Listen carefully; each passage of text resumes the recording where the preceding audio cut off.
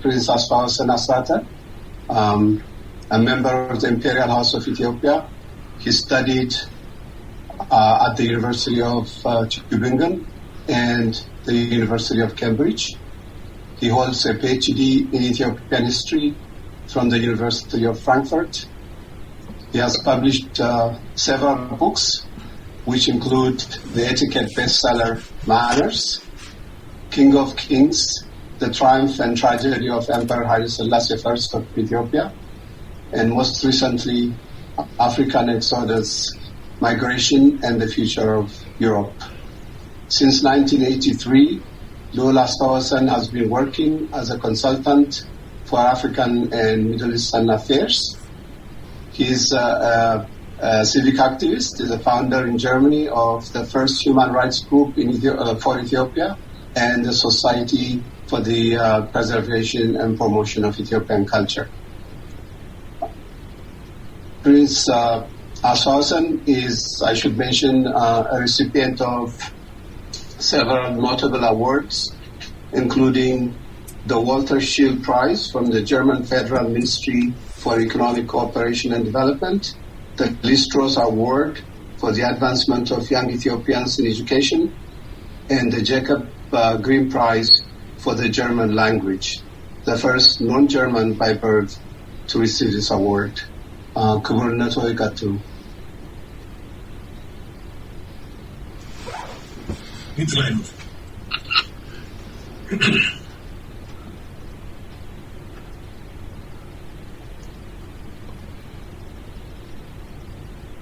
He is muted. ማድረግ ይቻላል።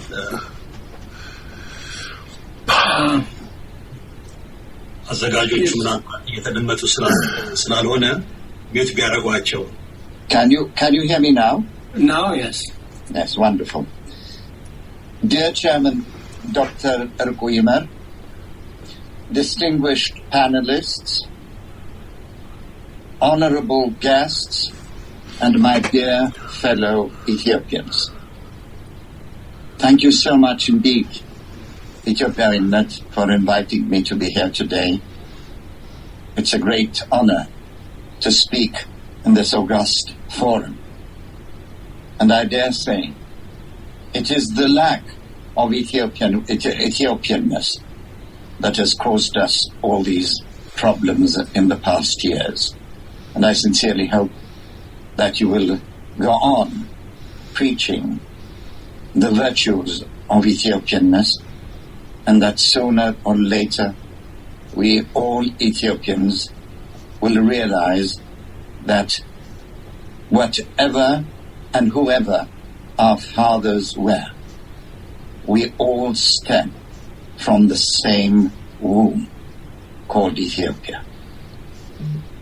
Ladies and gentlemen, it is indeed a great pleasure for me to attend this international virtual conference on why Western reactions to the current crisis in Ethiopia has been so harsh and unfair.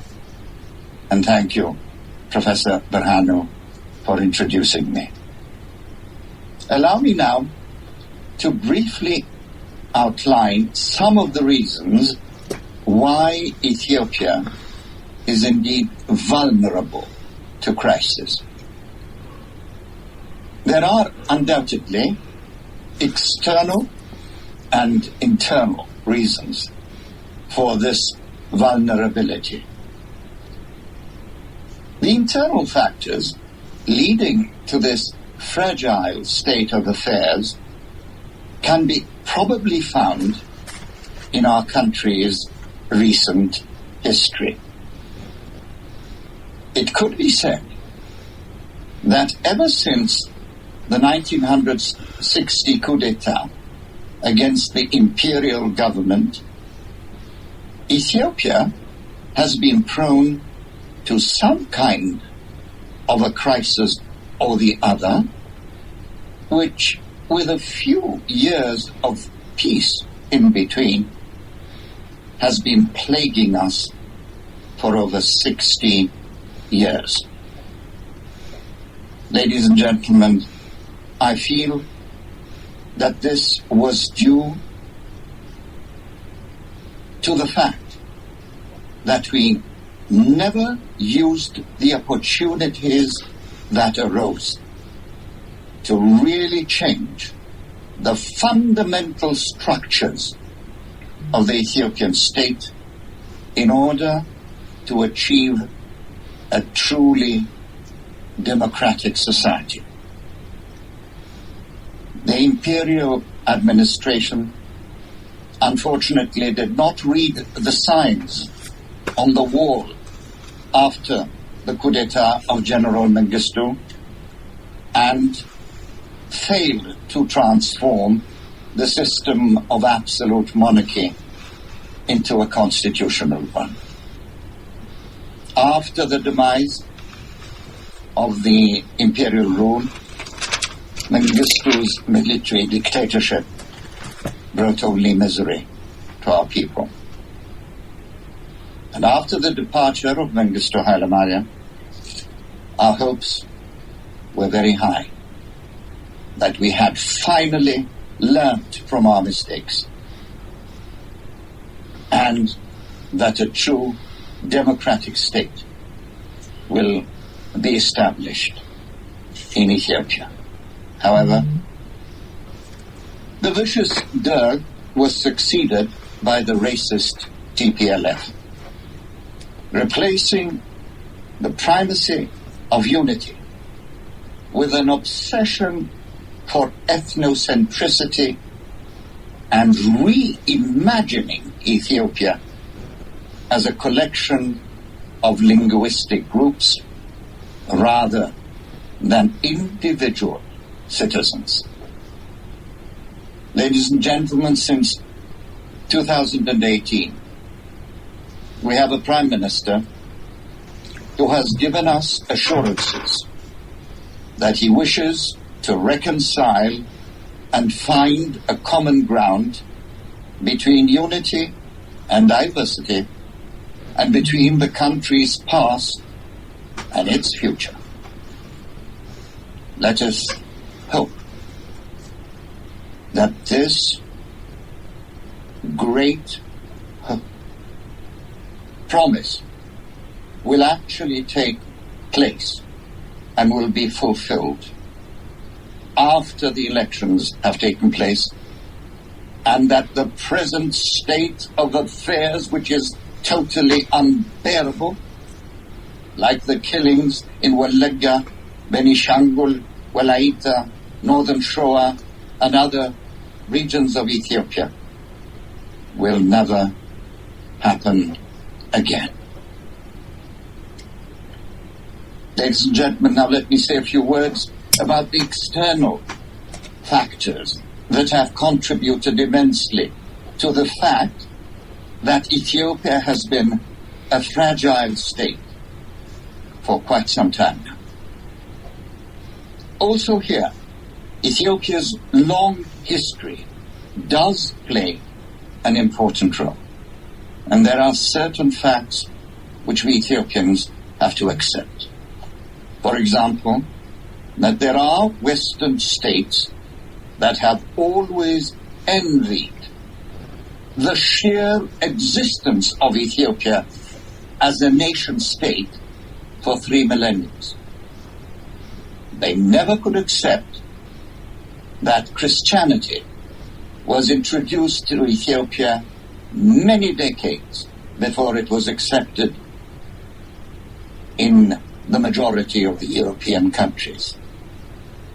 Above all, the existence of Ethiopian statehood since time immemorial was also contrary to their long-held beliefs that nation building was an art in which only Europeans exalted, and Africans could only envisage the rule of tribal chieftains.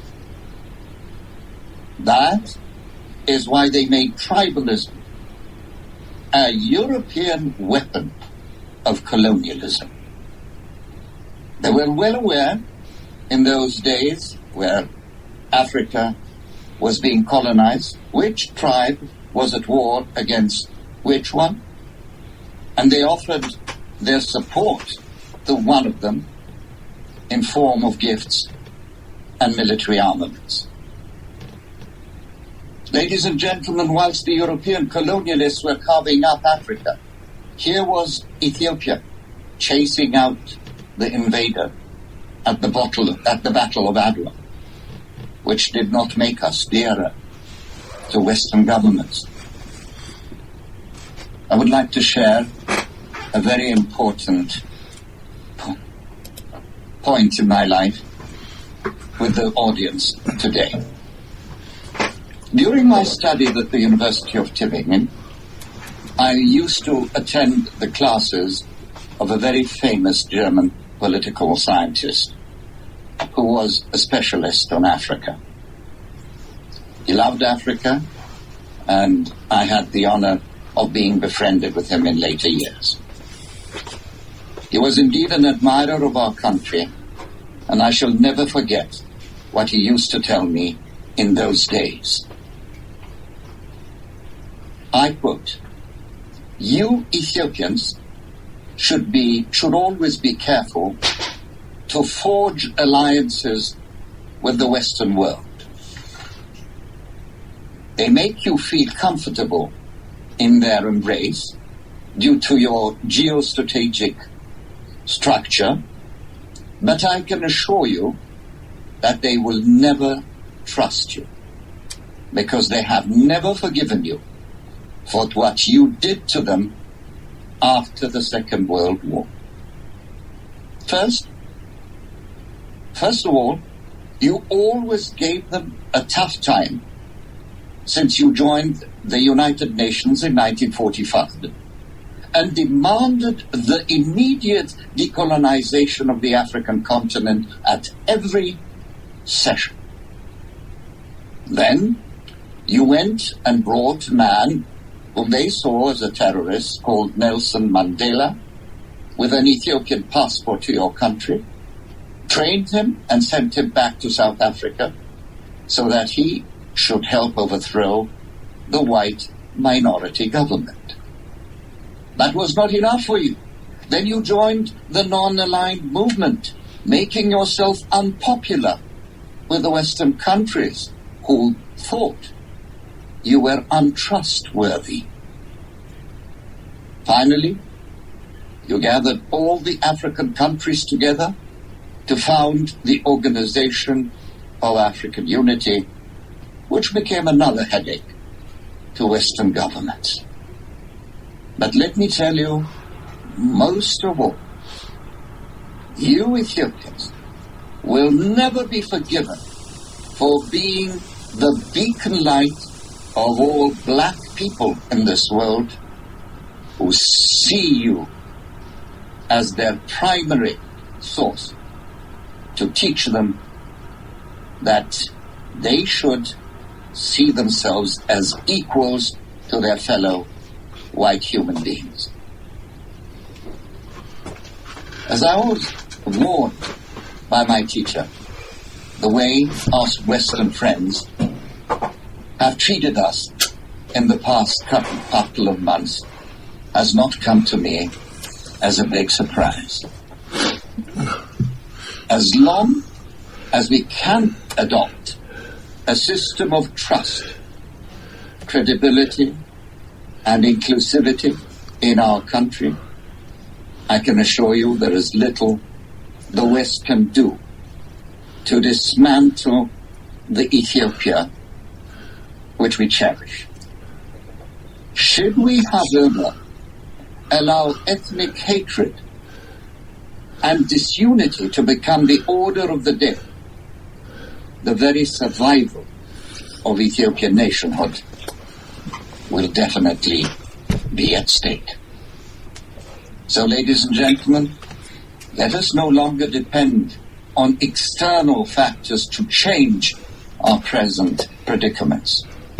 And let us brace ourselves to the duty of opening a new era for our people with a new constitution where ethnicity will no longer play a vital role as a fundamental principle of state organization.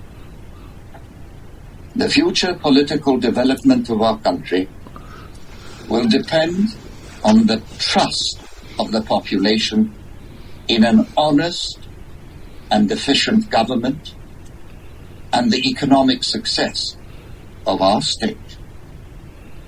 May the Almighty help us to create a new, truly democratic federation where justice will reign supreme and where all the 120 different ethnic groups who live in Ethiopia can indeed live in peaceful coexistence under the motto, unity in diversity and diversity in unity.